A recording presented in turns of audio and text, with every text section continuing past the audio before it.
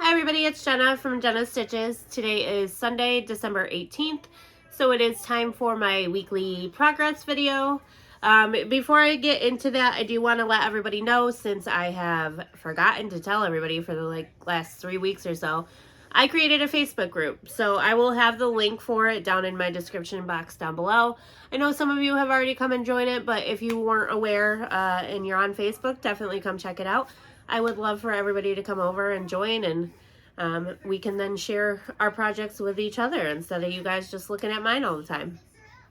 So I'll put the link for that in my description box down below.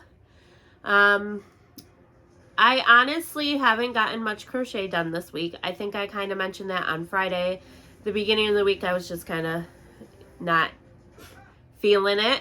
And I only worked on one project, and honestly did not work on it much, but I did get it finished. And yesterday I was out all morning with my mom, and then I decided to rearrange the house when I got home afterwards, and I don't think I really picked up any crocheting till about 9:30 last night.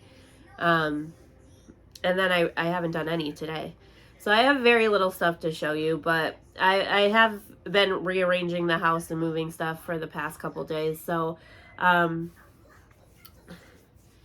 decided a few weeks ago, I think, that I was going to get my husband and my oldest son a combined Christmas gift of a futon and a TV, because my husband has been saying for a while now that he wanted to take our old TV stand and put it in the office with a TV and move the gaming systems in there so that he could have somewhere to play. And I thought that was a great idea, but there's nowhere to sit in the office except for the office chair, which I used to work, so they would only be able to be in there if I'm not working, and that's where the idea for the futon came. But the more I thought about it, the more a futon will not fit in there comfortably, at least, because the desk I use for work is pretty large. There's a dresser in there, but that's coming out. But with the desk, my yarn, the TV stand, and a futon in there, it would have been all pretty cramped up. So I had ultimately decided that we were going to make this room into like a gaming room. This used to be, when I first moved in, the dining room, but we honestly never used it as a dining room. I think I ate dinner at the table maybe once by myself. Nobody actually sat with me. And we ended up getting rid of the table quite a while ago. And it's kind of just been like the catch-all room for a while, or maybe the animal room, as I like to refer to it, because the ferret cage was in here. The cat tree thingy was in here, their litter boxes, their food.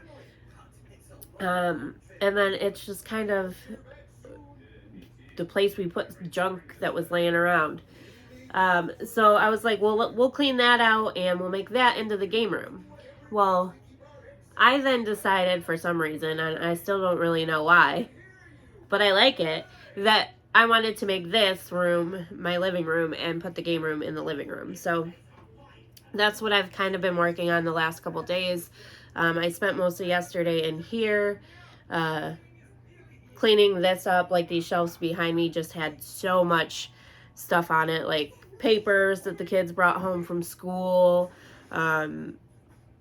stuff that I threw up there and haven't looked at in years. Same with my husband. So there's still a bunch of stuff behind me right here that my husband has to go through. But for the most part, I did clean it up and put some stuff on there. You can see like my Pop Funkos are up there. You can barely see it over here, but I have my wrestling action figures. The tag team for the shirt I always wear, I talk about them all the time. I do have their action figures, and that's actually their Pop Funkos too. So I cleaned all that up, and I did clean my bookshelf up. On my coffee table right now in the other room, no lie, is probably over 100 books that I originally was going to donate. And I think the more I think about it, I actually might go through them again and box some up and put them in the basement if I really don't want to get rid of them. But this shelf is full, and it's full with books that I will not part with. Most of them I've read and probably will read again. But there are quite a few books that I put on my coffee table that I read and I loved and I wanted to keep, but the likelihood of me reading them again is slim, so I was like, I'll just get rid of them.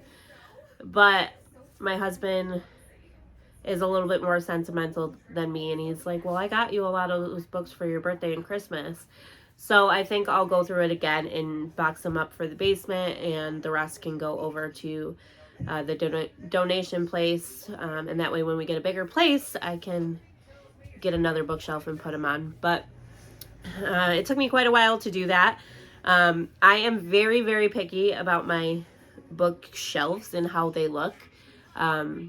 Before crochet, and kind of still, reading is a huge passion of mine, but before crochet, that was literally all I did was read and buy books and organize my bookshelves. I still read quite a bit, but I generally do audiobooks just because I can't crochet and read at the same time. So a lot of the books that I have, I actually never even opened. I listened to them, but I'm very particular with how I set up my bookshelf, so it did take me quite a while. And I have like special stuff on each shelf. Like this shelf has a snow globe. This shelf right here, I don't think there's anything extra on, but that is some special collector's editions of my favorite series, plus all the books in that series. I guess you can't really call it a series. It's actually 4 different series, but they're all by the same author, all in the same world. They are the Shadowhunter books by Cassandra Clare. I just absolutely love all of her series. I know some people think it's kind of annoying that she writes in the same world for all of her series, but I like that. I really enjoy them. They are like young adult books, so I don't know if I would enjoy them as much if I read them now as an adult, but I read them when they came out, and I've just always really enjoyed that story, so they always have a special place on my bookshelf. Above that, I have a signed picture of one of my favorite wrestlers. He doesn't really wrestle anymore, but I watch him on Twitch all the time, play video games, so that's pretty special to me. I have the copy of the book for the Young Bucks, my favorite tag team. On the top of the bookshelf, there is another framed signed picture of another one of my favorite wrestlers. I have all my illustrated Harry Potter books up here and a Gryffindor very heavy pen. This is my husband's birthday bag because it was his birthday today. So happy birthday. I know you don't watch my videos, but if you do happen to watch it, happy birthday. I love you. I'm sorry you had to work tonight. I wish you were home, but I'm glad you woke up for a little bit to open your presents, and I hope you have a good night. I'll see you in the morning, but happy birthday. But yeah, I don't know why I just explained all that, but I have been working on, rearranging all this. And, excuse me, what are you doing? Oh. I was only gonna leave it as is and leave the furniture until my husband can start breaking down some of the stuff that we're getting rid of. There, over here is 2 bookshelves that they're still in here, but used to be in here with stuff on them, but both of them are kind of broken, so we're actually just gonna get rid of those. But Maverick wanted to watch Octomats earlier. Actually, he still is, even though he just ran in here.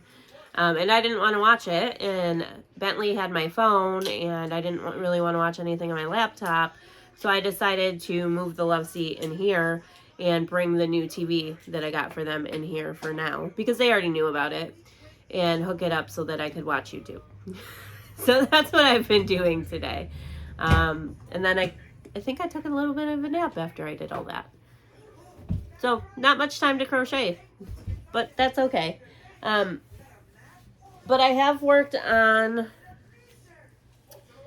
and finished my Granny Square latte cake blanket. I have worked on my sweater And I started a new blanket for a coworker of mine. She asked if I could make her a baby blanket for her daughter-in-law who is due next month. So I started that. I'll show you the latte cake blanket first. I loved making this, every second of it. As much as it's kind of annoying to do the same pattern over and over and over again, I enjoyed it. I enjoyed putting it together. I enjoyed every second of it. It has been a pain in the butt since I finished it. Every single day, and I finished this on Thursday, and that includes Thursday night, I have had to sew something back together. And so far today it's holding up, but I can see a few spots where I do have to go back through and go over the sections again. I think the weight of the blanket is too much for the silkiness of the latte cakes. I know for a fact every single square in this blanket, because I use the magic circle method, the tail is looped through that whole magic circle, and then afterwards I weaved it in, and some of the centers of the squares were coming apart. I whip stitched every square together and then went through with the yarn and weaved the ends in. And almost every square I had to go through and re-sew up the seams because they were falling apart. So I think because when it's just sitting there, it's fine. But like if you try to use it at all, the weight of the blanket is pulling the yarn apart because it's so soft and so silky.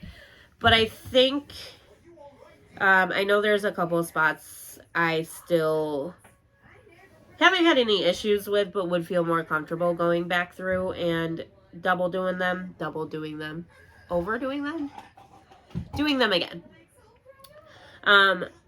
So that's been a pain, but it's been okay today, but I can definitely tell there's a few spots that probably won't hold up too long.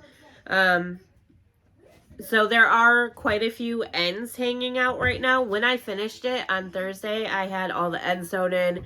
It was like perfect.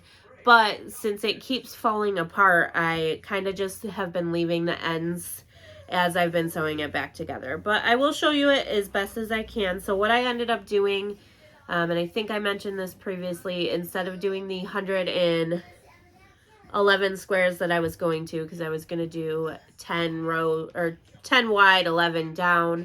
I ended up doing 8 by 8 because I figured that 10 by 11 would be way too big. And the 8 by 8 is perfect. I can wrap up in it. It goes the whole length and width, actually, of my bed. And I have a queen size bed, so it still came out exactly the size I wanted it to. And I'm not going to be able to get the whole thing in frame, but here's a look at it.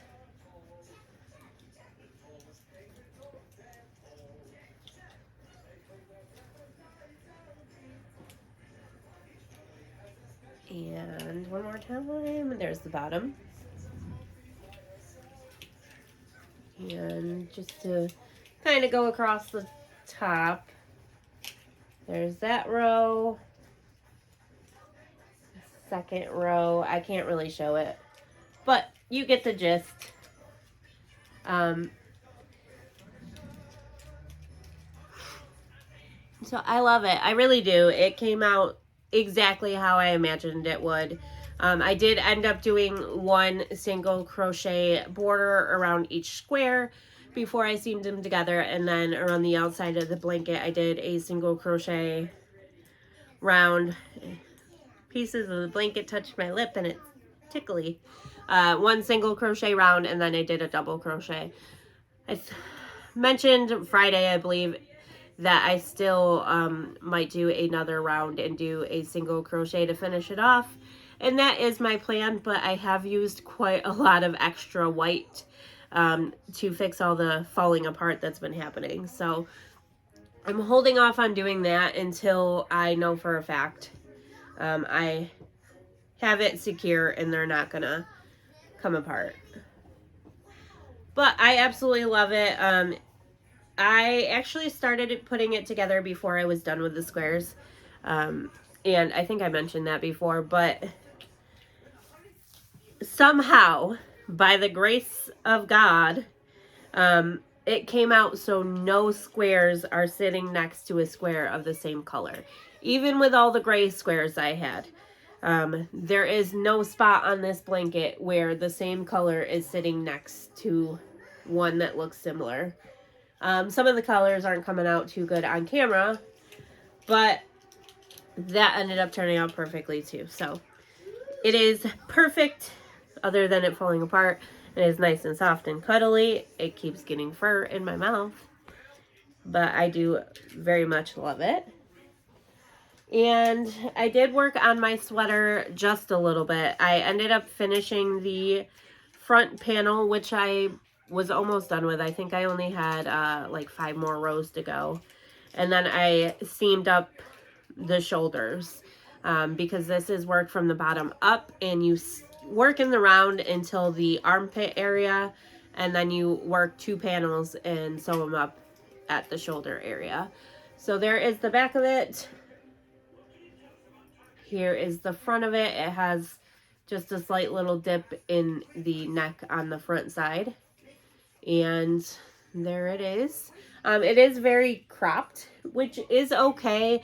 I tried it on with a pair of pajama pants yesterday, and the pajama pants sit hip area, like a little bit below my belly button, and it was definitely a good, like, that much between the bottom of the sweater and the top of my pajama pants, but I obviously wouldn't wear it around with pajama pants. I think with my jeans, because I do wear most of my jeans pretty high-waisted, especially, you know, losing 100 pounds, I prefer to have everything held in. I think it actually will work perfectly where the top of the sweater will hit right about where my jeans hit, if not a little bit below it. And I really actually like this method of how the sweater was made. I was a little bit confused reading the pattern with like working in the round and then stopping and doing 2 panels. I couldn't, in my mind, figure out how that was going to work. But it was actually so much easier than, well, I wouldn't say easier than most of the sweaters I've made, because most of them honestly have been pretty easy, but I do like this method. And I did put it on, like I said, just like this. And I loved it. I almost didn't want to add the sleeves to it, but I'm going to. So the only thing I have left to do is to make the sleeves, and there's a couple rows that go around the neck to kind of give that a more finished look. So that should be done at some point. I don't have any plans to like have it finished by a certain time. I don't have any rush on it, so it's kind of just something I'm picking up if I want something tiny to work on. And the pattern for that I got off Hobbii, so I can link it down below. It's called the Mixtape Sweater. I'll link the pattern down below. And then the other thing that I started, and the only thing I've touched today, is a baby blanket for a coworker. Like I said, her daughter-in-law is due next month. I believe she said towards the end of January, and she wanted me to make her a green blanket but still have a girly touch to it. So our original plan was to do like a seafoam or mint green, and then put some like lighter or darker green flowers on it so that it would look a little bit more girly. But I found a pattern by Daisy Farm something. I can't remember the third word. I want to say Creations. But I'll have it linked down below too. That somebody did in a mint green with white and pink baubles, and showed it to her, and she really liked it, and she wanted me to make it. So I did that, but she asked to keep the white out. So I'm just doing the mint green and pink, and this is what I have so far. So I feel like it's a little wide for a baby blanket. It's about 30 inches, I believe, or 35 inches, which is the standard size. I just feel like it's a good size for me, honestly. But I'm not going to frog it. I don't like to frog, and I have not 8 rows done.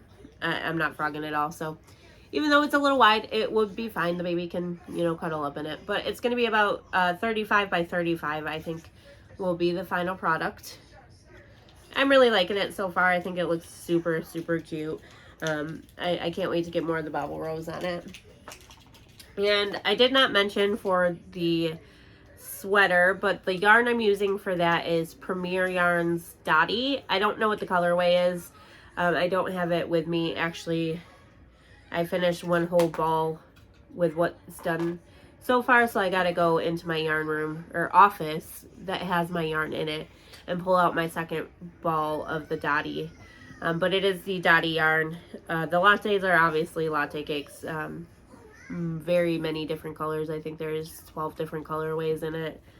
But for the baby blanket here, I am using Craft Smart Value in the colorway Mint. So this yarn is Michael's yarn.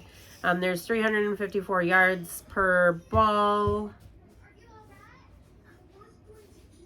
And it's a 100% medium number 4 acrylic yarn.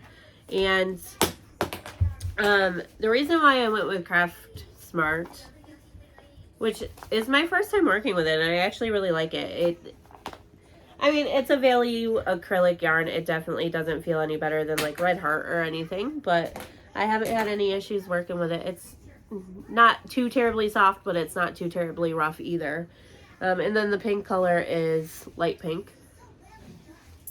But I had looked like high and low for a mint colored yarn. I could not find one that matched what we were looking for in Red Heart. I could not find one in Big Twist. I could not find one in Mainstay, which Mainstay doesn't have that many colors. I could not find one in... What was the other one I looked at? I Love This Yarn. Actually, there was one in I Love This Yarn that we were iffy about. I would have preferred it, but it wasn't the exact color we were looking for, and then I would have had to go all the way to Hobby Lobby. So this is really the only yarn close to me that had the right color we were looking for. So that's why I went with that. And I do really like it. So that's really all I have for you today. I'm going to go because I don't know why Maverick's crying, and he just spilled my drink all over the floor. So I hope everybody's been having a great weekend. Let me know down in the comments below how it's been and what you've been working on, and I will talk to you all in the next one. Bye.